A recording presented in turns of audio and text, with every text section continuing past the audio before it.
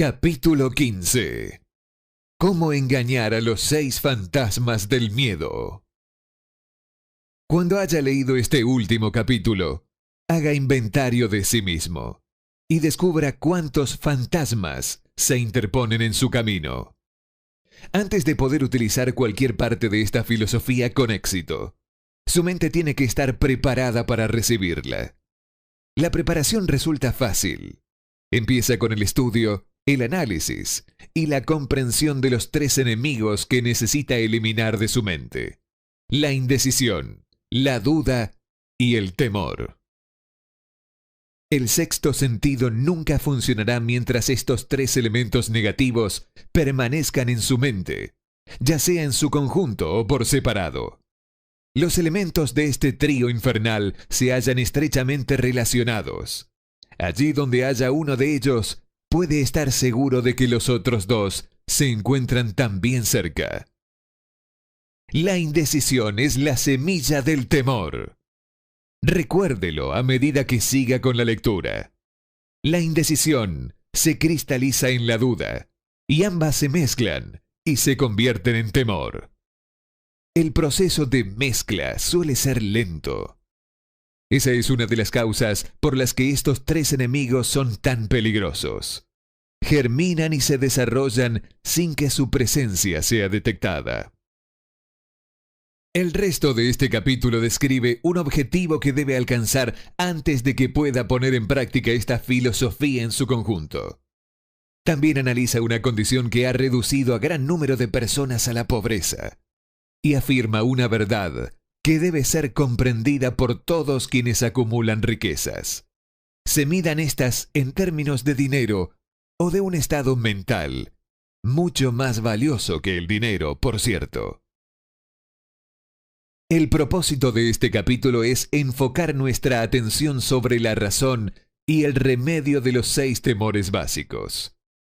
Antes de poder dominar a un enemigo, debemos conocer su nombre, sus hábitos y el lugar de residencia. A medida que lea, analícese a sí mismo y determine cuál de los 6 temores básicos está con usted, si es que tiene alguno. No se deje engañar por los hábitos de esos enemigos sutiles. A veces permanecen ocultos en el subconsciente. En él son difíciles de localizar y aún más difíciles de eliminar. Los 6 miedos básicos.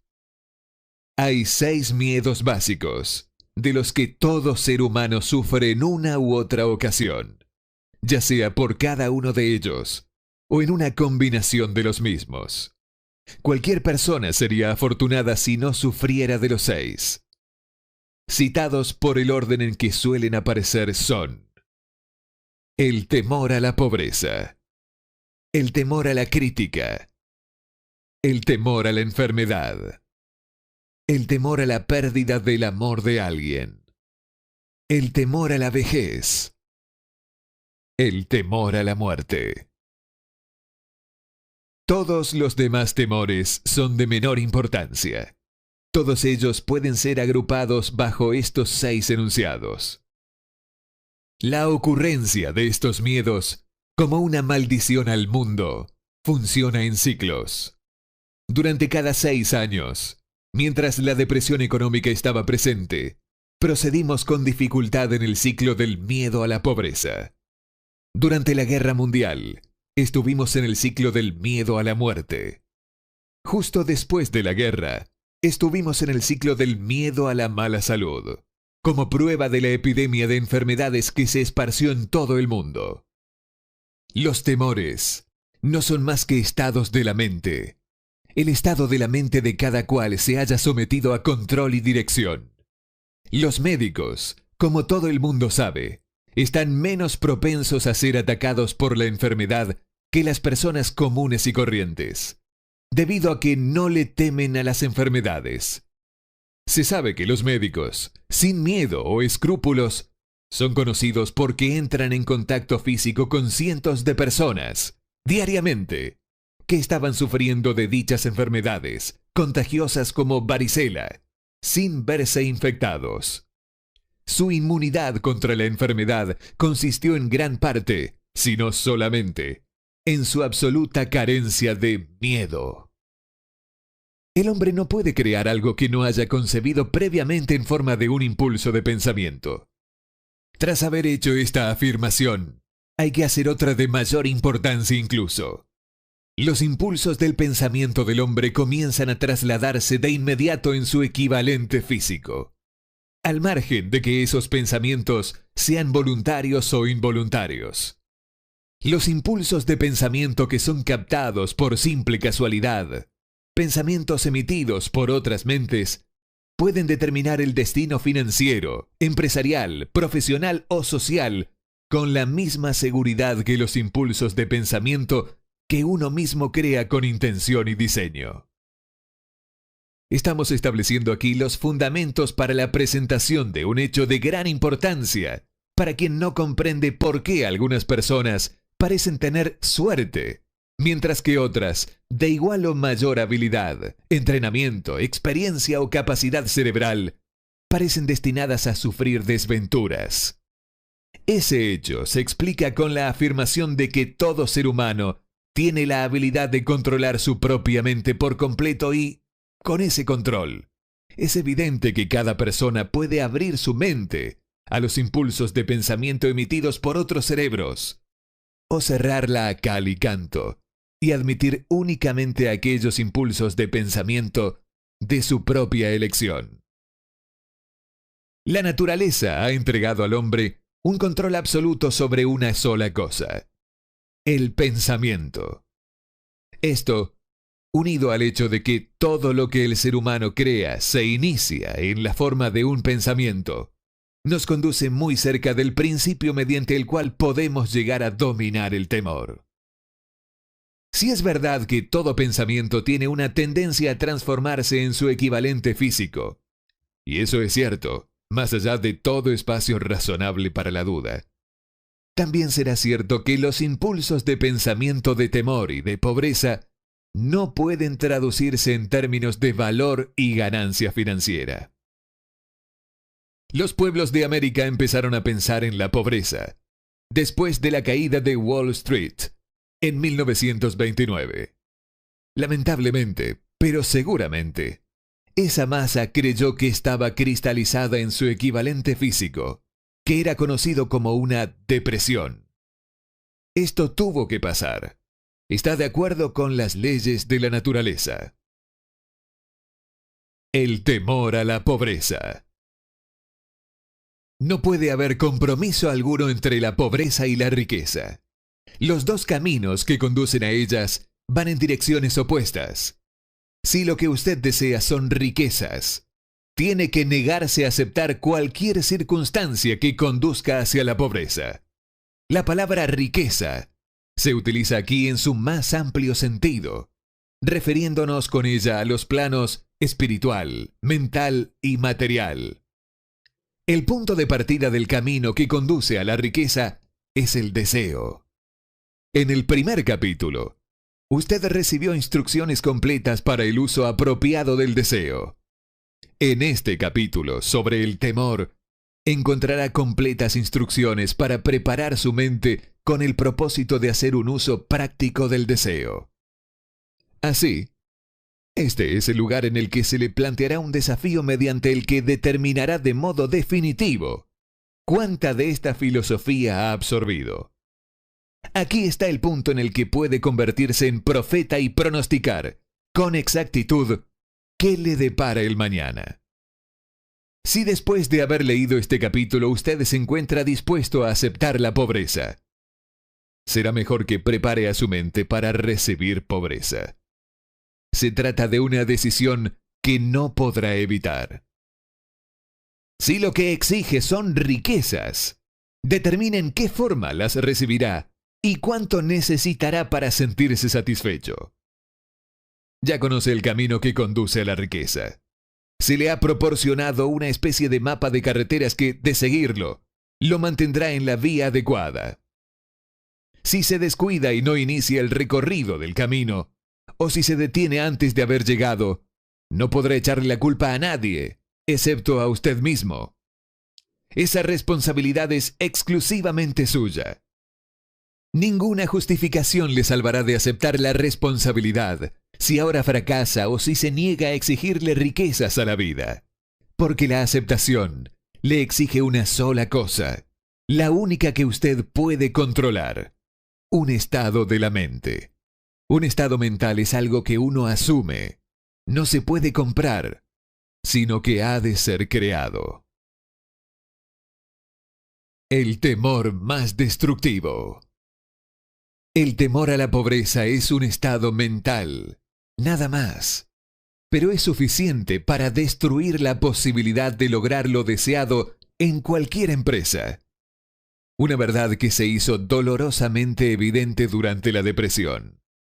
Este temor paraliza la facultad del raciocinio, destruye la facultad de la imaginación, elimina la autoconfianza, merma el entusiasmo, desanima la iniciativa, conduce a la incertidumbre de propósito, estimula la dilación, elimina el entusiasmo y convierte el autocontrol en una imposibilidad. Le arrebata a uno el encanto de la personalidad, destruye la posibilidad de pensar con exactitud, distrae la concentración del esfuerzo, domina la perseverancia, reduce la fuerza de voluntad a la nada, socava la ambición, ensombrece la memoria e invita al fracaso en toda forma concebible. Mata el amor y asesina las emociones más exquisitas del corazón. Desanima la amistad e invita al desastre en 100 formas diferentes.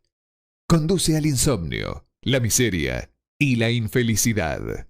Y todo ello a pesar de la evidente verdad de que vivimos en un mundo de sobreabundancia de todo aquello que podamos desear, sin nada que se interponga entre nosotros y nuestros deseos, excepto la falta de un propósito definido.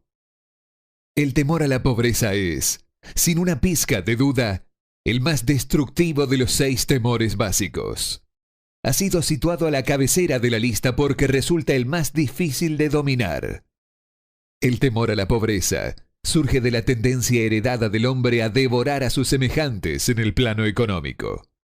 Casi todos los animales inferiores se ven motivados por el instinto, pero su capacidad para pensar es limitada y, en consecuencia, se devoran físicamente los unos a los otros. El hombre, con su sentido superior de la intuición y capacidad para pensar y razonar, no se come físicamente a sus semejantes. Obtiene mayor satisfacción cuando lo devora financieramente. El hombre es tan avaro que ha necesitado aprobar toda clase de leyes concebibles para salvaguardarlo de su prójimo. De todas las eras del mundo de las que sabemos algo, la era en la que vivimos parece ser sobresaliente, debido a la locura por el dinero. Un hombre es considerado menos que el polvo de la tierra, a menos que pueda mostrar que tiene una gran cuenta bancaria. Pero si tiene dinero, sin importar cómo lo adquirió, él es un rey o un personaje importante. Está sobre la ley, gobierna en la política, domina en los negocios y todo el mundo que lo rodea hace una reverencia de respeto cuando pasa. Nada produce tanto sufrimiento y humillación al hombre como la pobreza. Solo los que la han experimentado comprenden todo el significado de esta afirmación. No es de extrañar entonces que el hombre tema a la pobreza. A lo largo de una abundante serie de experiencias heredadas, el hombre ha aprendido que no se puede confiar en algunos de su especie cuando se trata de cuestiones relacionadas con el dinero y con las posesiones terrenales. Esto es más bien una acusación incitante. Lo peor es que es verdad. La mayoría de los matrimonios están motivados por la riqueza poseída por uno o ambas partes contratantes. Por consiguiente, no es milagro que las cortes de divorcio estén siempre copadas. El hombre experimenta tal avidez por poseer dinero que está dispuesto a adquirirla de todas las maneras posibles, por medios legales si es posible, o por otros si es necesario. El autoanálisis puede poner al descubierto debilidades que a uno no le gustaría reconocer. Esta forma de examen es esencial para todos aquellos que exigen de la vida algo más que mediocridad y pobreza. Al analizarse a sí mismo punto por punto, recuerde que, en este caso, usted es juez y parte, fiscal y defensor, acusador y acusado. Y recuerde también que está afrontando un juicio. Así, enfréntese a los hechos directamente. Hágase preguntas concretas y exíjase respuestas directas. Una vez que haya terminado el examen, sabrá más sobre sí mismo. Si tiene la sensación de no poder ser un juez imparcial en este autoexamen, confíe en alguien que le conozca bien y que pueda actuar como tal, hasta que usted sea capaz de examinarse a sí mismo. Lo que usted anda buscando es la verdad. Consígala, sin importar a qué precio, aun cuando pueda sentirse temporalmente avergonzado por ella. Cuando se le pregunta a la gente qué es lo que más teme, la mayoría contesta: no temo a nada. La contestación es inexacta, porque pocas personas se dan cuenta de que se encuentran amenazadas, obstaculizadas, fustigadas en lo espiritual y en lo físico por alguna forma de miedo. La emoción del temor se halla tan sutil y profundamente enraizada que uno puede pasar por la vida sobrellevándola sin llegar a reconocer jamás su presencia. Solo un análisis verdadero pondrá en evidencia la presencia de este enemigo universal. Cuando inicie este análisis, busque a fondo en su personalidad. A continuación, le ofrecemos una lista de los síntomas que debería buscar en sí mismo. Síntomas del temor a la pobreza. Indiferencia.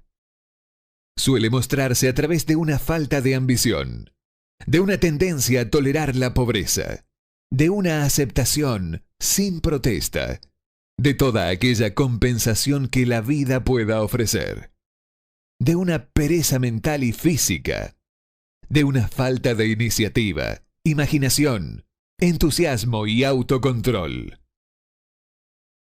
Indecisión. La costumbre de permitir que los demás piensen por uno.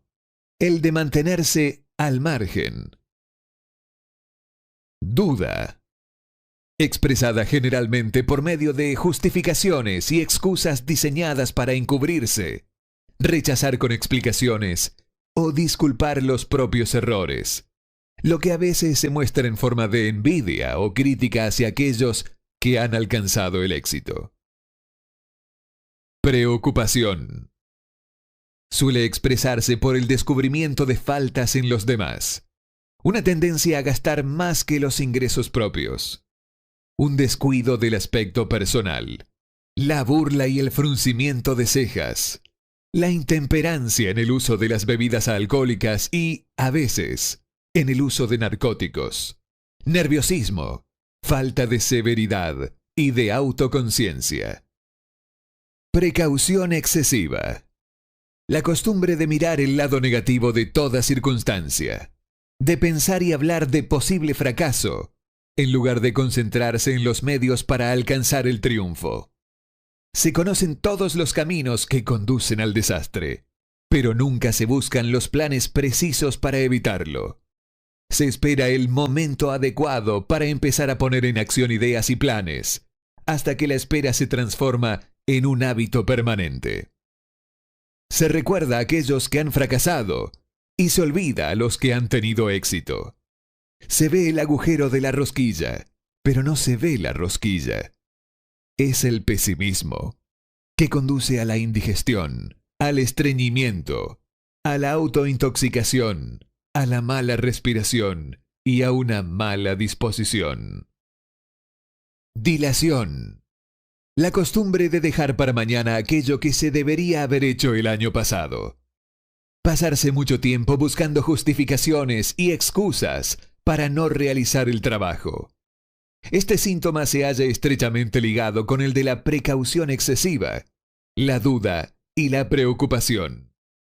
la negativa a aceptar la responsabilidad siempre que ésta se pueda evitar, la voluntad de encontrar un compromiso, en lugar de levantarse y luchar con firmeza, el comprometerse con las dificultades, en lugar de dominarlas y utilizarlas como peldaños para seguir avanzando, el intentar conseguir gangas de la vida, en lugar de exigir prosperidad, opulencia, riquezas, satisfacción y felicidad.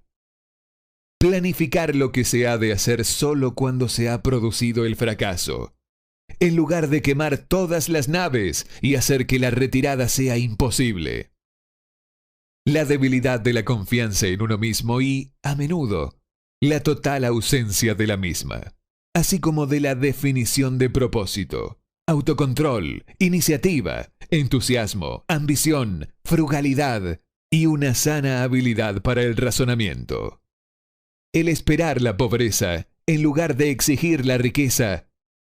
El asociarse con aquellos que aceptan la pobreza y no buscar la compañía de quienes exigen y reciben la riqueza.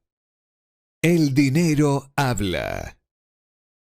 Algunos preguntarán, ¿por qué ha escrito un libro sobre el dinero?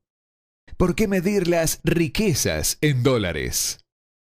Algunos pensarán que hay otras formas de riqueza mucho más deseables que el dinero. Y estarán en lo cierto. Sí, hay riquezas que no pueden medirse en términos monetarios. Pero millones de personas dirán, dame todo el dinero que necesito y yo me encargaré de encontrar aquello que deseo. La razón principal por la que he escrito este libro es porque millones de hombres y mujeres se encuentran paralizados por el temor a la pobreza. Lo que esa clase de temor es capaz de hacerle a uno fue muy bien descrito por Whitbrook Pigler. El dinero no es más que conchas de almejas, o discos de metal, o trozos de papel. Y hay tesoros del corazón y del alma que el dinero no puede comprar. Pero la mayoría de la gente sin dinero es incapaz de tenerlo en cuenta y sostener su espíritu. Cuando un hombre se encuentra en lo más bajo, está en la calle y es incapaz de conseguir trabajo, a su espíritu le sucede algo que se refleja en la caída de sus hombros, la forma de llevar el sombrero, su modo de caminar y su mirada. No puede escapar a una sensación de inferioridad con respecto a la gente que tiene un empleo seguro, aun cuando sepa que esas personas no son sus iguales en carácter, inteligencia o habilidad.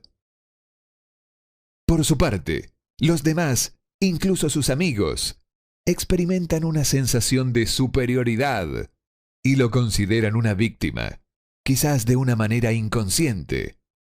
Tal vez ese hombre pida prestado durante un tiempo, pero no el suficiente como para continuar con la vida a la que está acostumbrado. Y tampoco podrá continuar pidiendo eternamente.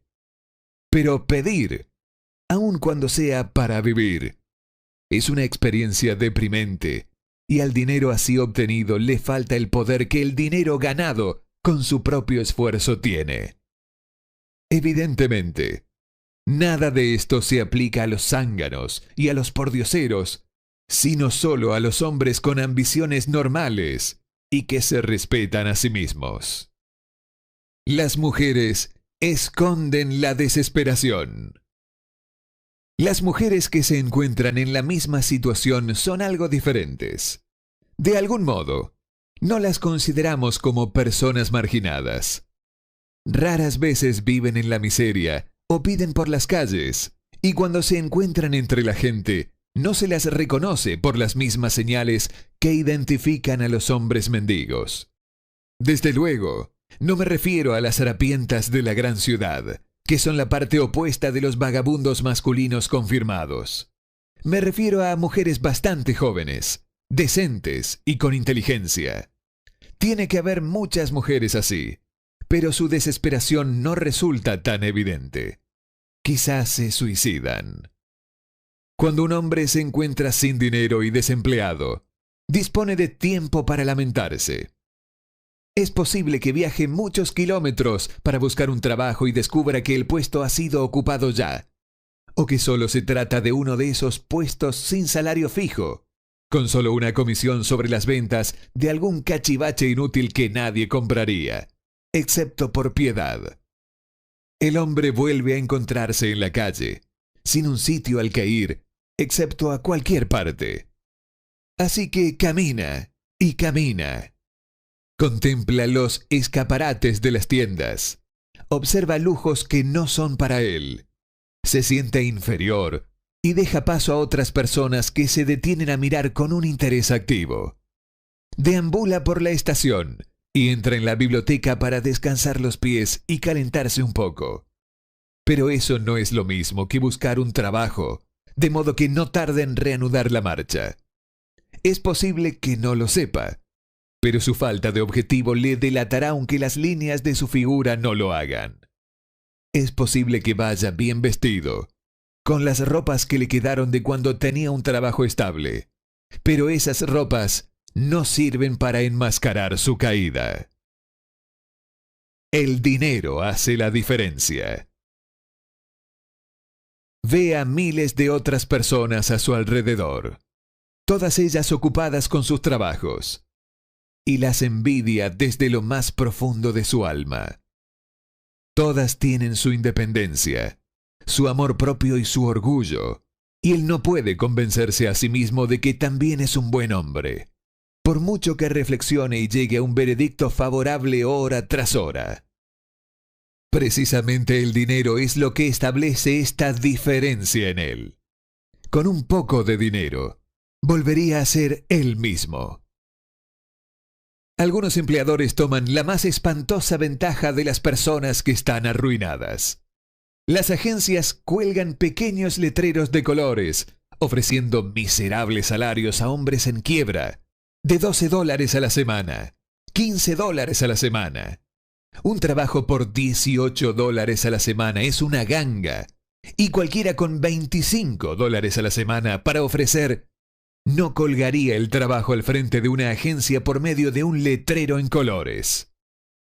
Yo tengo un aviso cortado con tijeras de un periódico local pidiendo un empleado de oficina, un buen y limpio escritor para tomar pedidos telefónicos para un local de sándwiches de 11 a.m. a 2 p.m. por $8 al mes. No $8 a la semana, sino que 8 al mes. El aviso también decía: religión del Estado. ¿Puede usted imaginar el brutal descaro de cualquiera que exija un empleado de oficina bueno y limpio por 11 centavos la hora, investigando la religión de la víctima? Pero eso es lo que le ofrecen a las personas que están en la ruina. El temor a la crítica.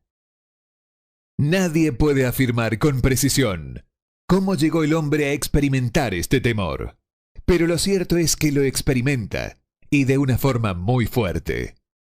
Algunos creen que este miedo apareció en el momento en que los políticos se profesionalizaron. Otros creen que se puede remontar a la época cuando las mujeres por primera vez se empezaron a preocupar de los estilos en su vestimenta.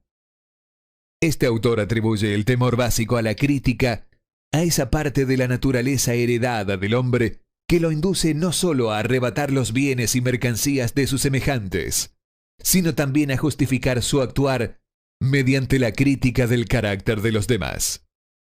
Es un hecho ampliamente conocido que un ladrón critica al hombre al que ha robado, que los políticos que buscan un puesto no despliegan sus propias virtudes y sus calificaciones, sino que intentan desmerecer a sus contrincantes. El miedo al criticismo toma muchas formas, la mayoría de las cuales son nimias y mundanas. Por ejemplo, los calvos son así por ninguna otra razón que su miedo al criticismo. Las cabezas se ponen calvas, debido a las bandas muy ajustadas de los sombreros que cortan la circulación desde las raíces del pelo. Los hombres usan sombreros no porque realmente los necesiten, sino principalmente porque todos lo están haciendo. El que sigue el ejemplo y del mismo modo por miedo de que el otro individuo lo critique. Las mujeres rara vez son calvas, o incluso tienen poco pelo, porque ellas usan sombreros que les queden sueltos, donde el único propósito de ellos es adornar. Pero no se debe asumir que las mujeres están libres de su miedo al criticismo. Si alguna mujer reclama diciendo que es superior a un hombre con respecto a este miedo, pídale que vaya por la calle usando un sombrero de los años 1890. Los astutos fabricantes de ropa no han sido flojos a la hora de capitalizar este temor básico por la crítica, con el que toda la humanidad ha sido maldecida. Cada temporada cambian los estilos de numerosos artículos. ¿Quién establece los estilos? Desde luego no es la persona que compra la ropa, sino el fabricante. ¿Por qué éste cambia los estilos con tanta frecuencia? La respuesta es obvia: para vender más ropa. Por la misma razón, el fabricante de automóviles cambia todas las temporadas los modelos de sus vehículos. Nadie quiere conducir un automóvil que no sea de los últimos salidos de fábrica. Hemos descrito la forma en que la gente se comporta bajo la influencia del temor a la crítica, tal y como se aplica a las pequeñas y mezquinas cosas de la vida. Examinemos ahora el comportamiento humano cuando ese temor afecta a las personas en relación con acontecimientos más importantes de las relaciones humanas. Tomemos, por ejemplo, a cualquier persona que haya alcanzado la edad de la madurez mental, de los 35 a los 40 años de edad como promedio. Si pudiéramos leer sus pensamientos, encontraríamos una decidida incredulidad hacia las fábulas enseñadas por la mayoría de los dogmáticos de hace unas pocas décadas. No obstante, usted no encontrará a menudo una persona que tenga el valor de asegurar abiertamente su creencia sobre este tema. La mayoría de las personas, si son presionadas lo suficiente, dirán una mentira en lugar de admitir que no creen las historias asociadas con esa forma de religión que mantuvieron a las personas en la esclavitud antes de la era del descubrimiento científico y educación. ¿Por qué la persona media, incluso en una época de tantos conocimientos como la actual, no se atreve a negar su creencia en las fábulas? La respuesta es: por el temor a la crítica. Los hombres han sido criticados por atreverse a expresar su incredulidad acerca de los fantasmas.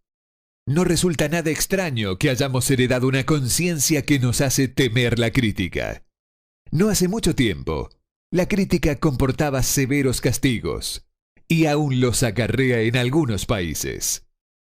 El temor a la crítica priva al hombre de su iniciativa, destruye su poder de imaginación, limita su individualidad, le roba la confianza en sí mismo y daña de muchas maneras.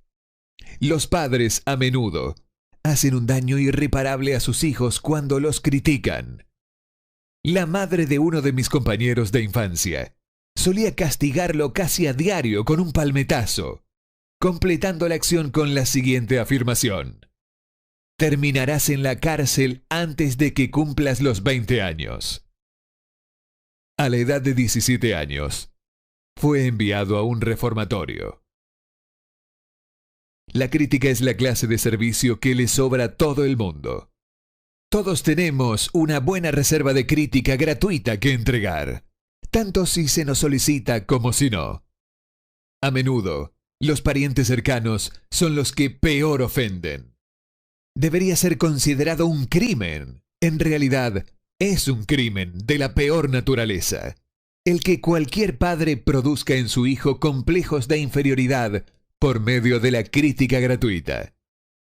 Los empleadores que comprenden la naturaleza humana sacan lo mejor de sus empleados no mediante la crítica, sino por medio de la sugerencia constructiva. Los padres pueden conseguir los mismos resultados con sus hijos. La crítica implanta el temor en el corazón o el resentimiento, pero no construye ni el amor ni el afecto. Síntomas del temor a la crítica. Este temor es casi tan extendido como el temor a la pobreza, y sus efectos, igual de fatales para el logro personal, sobre todo porque destruye la iniciativa y desanima el uso de la imaginación. Los principales síntomas del temor a la crítica son: timidez. Suele ser expresada por medio del nerviosismo, la timidez en la conversación y en el encuentro con personas extrañas, el movimiento extraño de las manos y de los pies, el desplazamiento de la mirada.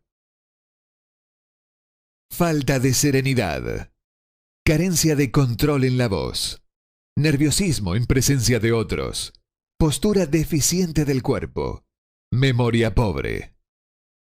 Personalidad, poca firmeza en las decisiones, falta de encanto personal y de habilidad para expresar opiniones definidas. Tendencia a soslayar los temas, en lugar de afrontarlos de manera directa. Estar de acuerdo con otros, sin haber examinado sus opiniones con cuidado. Complejo de inferioridad. Costumbre de expresar autoaprobación por medio de la palabra y las acciones, como un medio de enmascarar una sensación de apocamiento. Utilizar palabras grandilocuentes para impresionar a los demás, a menudo sin conocer siquiera el significado de lo que se dice. Imitar a otros en la ropa, el discurso y las actitudes. Fanfarronear de logros imaginarios. Esto produce a veces una imagen superficial de sentimiento de superioridad. Extravagancia. Costumbre de intentar mantenerse a la altura de los demás, gastando mucho más de lo que se tiene. Falta de iniciativa. Fracaso para aprovechar las oportunidades para el progreso propio. Temor a expresar opiniones. Falta de confianza en las propias ideas. Responder de forma evasiva a los superiores. Vacilar en la actitud y en el discurso. Engañar en las palabras y en los hechos. Falta de ambición. Pereza mental y física. Falta de autoafirmación. Lentitud para tomar decisiones. Dejarse influir con mucha facilidad. Criticar a los demás a sus espaldas y halagarlos cuando están delante. Aceptar la derrota sin protesta o abandonar una empresa cuando se encuentra con la oposición de otros. Sospechar de otras personas sin causa alguna. Falta de tacto en la actitud y el discurso.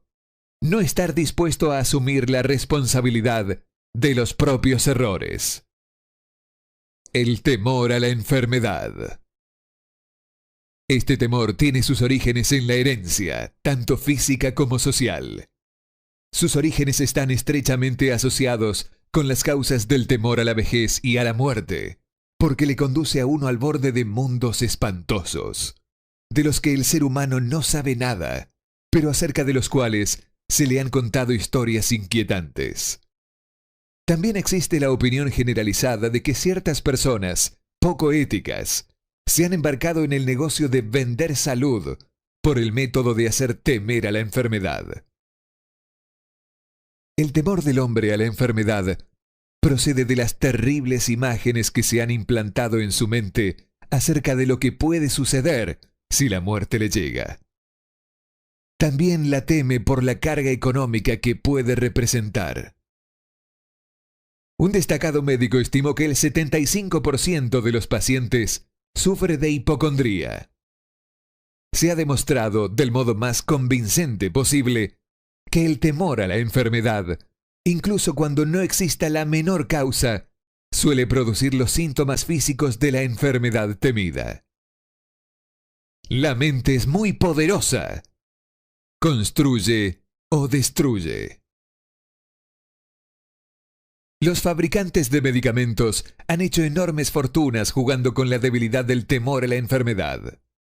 Esta forma de imposición sobre una humanidad crédula llegó a ser tan predominante hace una década que la revista Collier's emprendió una campaña contra los peores ofensores en el negocio de los medicamentos patentados. Durante la epidemia de la influenza, que partió durante la Primera Guerra Mundial, el alcalde de Nueva York tomó medidas drásticas para verificar el daño que las personas se estaban haciendo a sí mismas a través de su miedo inherente a la mala salud. Él llamó para consultar al editor del periódico y les dijo: «Caballeros, siento que es necesario pedirles que no publiquen encabezados intimidadores con respecto a la epidemia de influenza.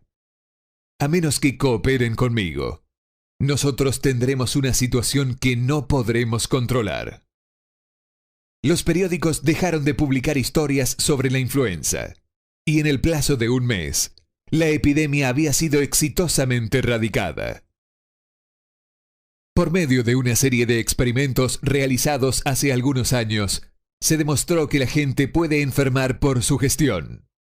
Nosotros llevamos a cabo este experimento haciendo que 3 conocidos visitaran a las víctimas, haciéndole a cada una de ellas la siguiente pregunta: ¿qué te aflige? Pareces terriblemente enfermo. El primero en hacer la pregunta no solía provocar en la víctima más que una mueca de disgusto y un casual: «Oh, nada, estoy muy bien». El segundo solía encontrarse con la siguiente respuesta: «No lo sé con exactitud, pero me encuentro mal». La víctima admitía ante el tercero que se encontraba enferma. Si lo duda, intente hacer lo mismo con un conocido, pero no lleve el experimento demasiado lejos.